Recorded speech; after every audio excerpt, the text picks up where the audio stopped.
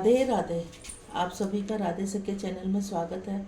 भगवान श्री हरि और माता रानी से प्रार्थना करते हैं कि आप सब लोग सुरक्षित होंगे, सुखी होंगे और ठीक प्रकार से होंगे। जैसा कि कार्तिक का पावन महीना चला रहा है और इसमें हमारा महात्म का भी दौर चला रहा है। इसमें अब कार्तिक महात्म में 20वां अध्याय चल रहा है।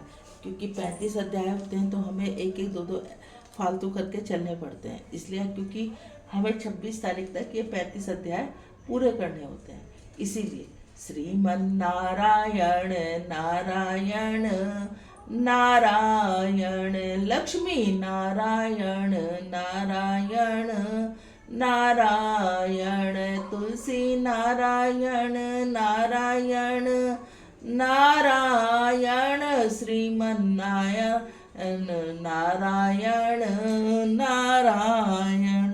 बोलो कार्तिक महात्म की जय। दीपावली की रात्रि को घर सजाने, दीप मालिका जलाने, महालक्ष्मी पूजा के बारे में विस्तार पूर्वक बतलाते नारद जी ने कहा, हे राजा पृथु, कार्तिक कृष्ण अमावस्या को दीप मालिका करने से दरिद्र का विनाश हो जाता है, संपन्नता आते हैं। यूरसेन देश में एक सत्य शर्मा नाम का अत्यंत दरिद्र ब्राह्मण था। उसके मन में एकमात्र यही कामना थी कि यदि मेरे धन हो तो मैं उसे यज्ञ, दान, पूजा पाठ आदि कार्यों में व्यय करूं। अपनी दरिद्रता का निवारण का उपाय पूछने पर एक विद्वान ने उसे बताया कि तुम शिव जी की आराधना करो। ब्राह्मण सत्य शर्मा ने सच्चे हृदय से भगवान शिव की उपासना प्रारंभ की। 1 वर्ष बीतने पर शिव जी ब्राह्मण का रूप धारण करके उसके पास आए, बोले, हे विप्र, धन प्राप्ति के लिए तुम राजा के पास जाकर उससे वरदान मांगो कि कार्तिक अमावस्या को तुम्हारे सिवाय कोई भी अपने घर में दीप न जलाए।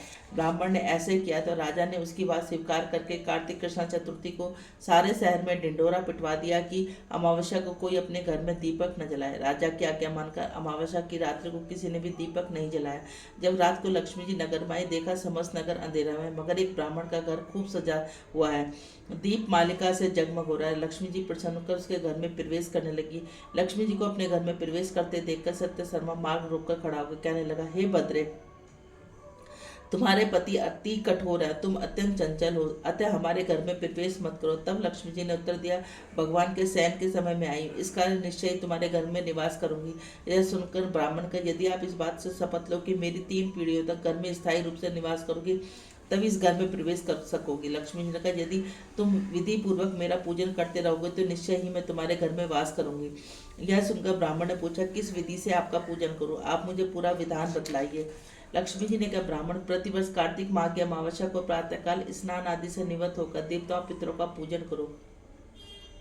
दिन के तीसरे पहर में श्राद्ध करके ब्राह्मण को सुंदर पकवानों का भोजन कराओ। प्रदोष समय दीपमाला करो। तुलसी के समीप ब्राह्मण के घर में देव मंदिर, चौरस्ते, शमशान तथा गौशाला में अनेक दीपक जलाने चाहिए।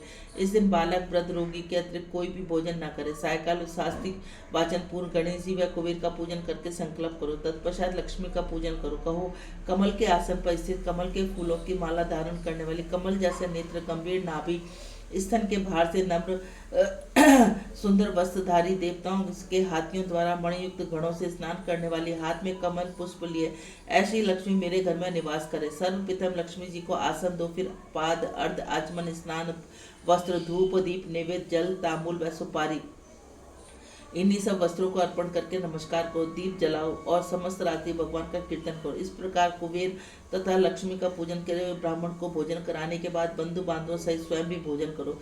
सत्य शर्मा ने विधि पूर्वक इस प्रकार किया कि उससे यहाँ काफी धन धान्य हो गया। इसके बाद उसने अनेक यज्ञ और अन्य धार्मिक कार्य किए। जीवन के संध्या काल में सत्य शर्मा विरक्त होकर मथुरा चला गया। वहीं पर समाधिस्थ होकर विष्णु लोक को प्राप्त हुआ।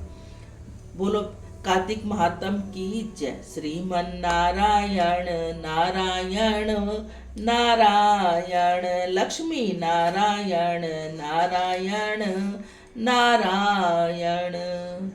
21वां अध्याय। दीप मालिका के महत्व, महालक्ष्मी के पूजन की विधि ध्यानपूर्वक सुनने के बाद महाराजा पृथु ने नारद जी से विनती की, देव ऋषि, आप अन्नकूट और गोवर्धन का महात्म सुनाने की कृपा करें। नारद जी ने कहा, दीप मालिका के अगले दिन कार्तिक शुक्ला प्रतिपदा को गोवर्धन पूजा अन्नकूट होता है। इस दिन पृथ्वी पर गोबर का गोवर्धन बनाकर उसका पूजन करे। अन्नकूट बनाए ब्राह्मण को भोजन कराने के बाद स्वयं भी भोजन करे। गो तथा बैल का पूजन करना चाहिए। दिन के तीसरे पैर में मार्गपालिका बांधे, इसी दिन जमाई का पूजन होता है। अतः जमाई को घर बुलाकर उसका आदर सत्कार कर पूजन भी करना चाहिए।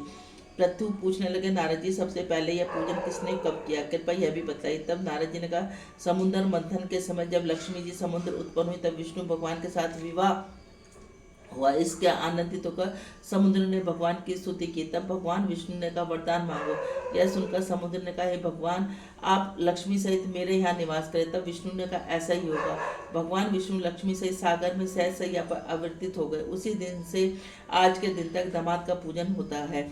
जो कोई कार्तिक सुदी एकम को दामाद का पूजन करता है वह सभी पापों से मुक्त हो जाता है। बोलो राधे राधे। कार्तिक महात्म की जय। श्रीमन नारायण नारायण नारायण, लक्ष्मी नारायण नारायण नारायण, हे नाथ नारायण वासुदेवा, हे नाथ नारायण वासुदेवा, हे नाथ नारायण वासुदेवा। राधे राधे। यदि आप सब लोगों को हमारा चैनल अच्छा लगता है तो इसको ज़्यादा से ज़्यादा लाइक करें, ज़्यादा से ज़्यादा शेयर करें। नए हैं तो सब्सक्राइब करें, बेल आइकन को जरूर दबाएं। बोलो राधे राधे।